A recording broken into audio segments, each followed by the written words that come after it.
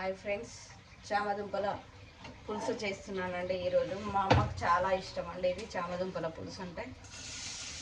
మా మమ్మీకి chicken mutton తిన్నదానికంటే ఎక్కువ ఇష్టం అండి. ఆయిల్ వేసాను, ఆనియన్స్ వేసానండి.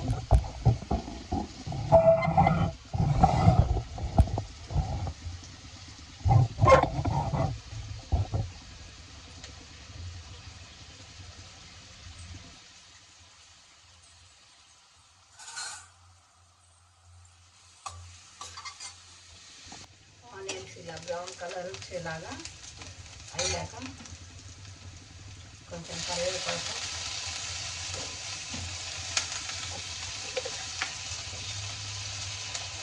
అల్లం వెల్లుల్లి పేస్ట్,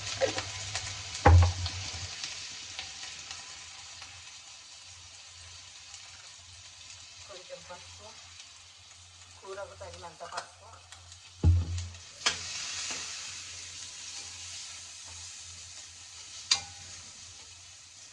కొంచెం అల్లం వెల్లిగడ్డ మంచిగా కొంచెం ఫ్రై అయ్యాక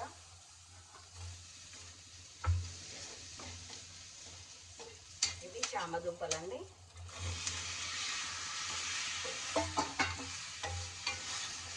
చామదుంపలు కొంచెం ఆయిల్లో ఫ్రై అయ్యాక ఇప్పుడు సాల్ట్, కొంచెం కూరకు తగినంత సాల్ట్, పులుసుకు సాల్ట్, కారం అయితే పులుపు చింతపండు వేస్తున్నాం కదండి, 2 స్పూన్స్ వేసుకుంటున్నా.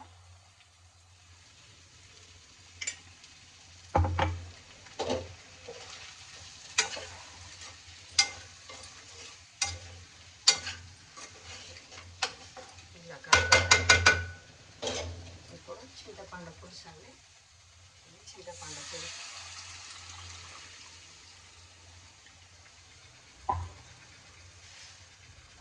చూడండి ఫ్రెండ్స్, పులుసు మరుగుతుంది.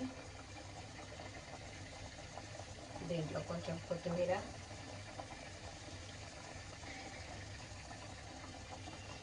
కొంచెం బెల్లం ముక్క.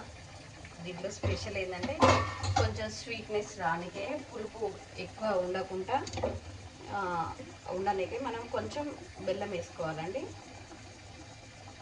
కొంచెం నువ్వుల పొడి,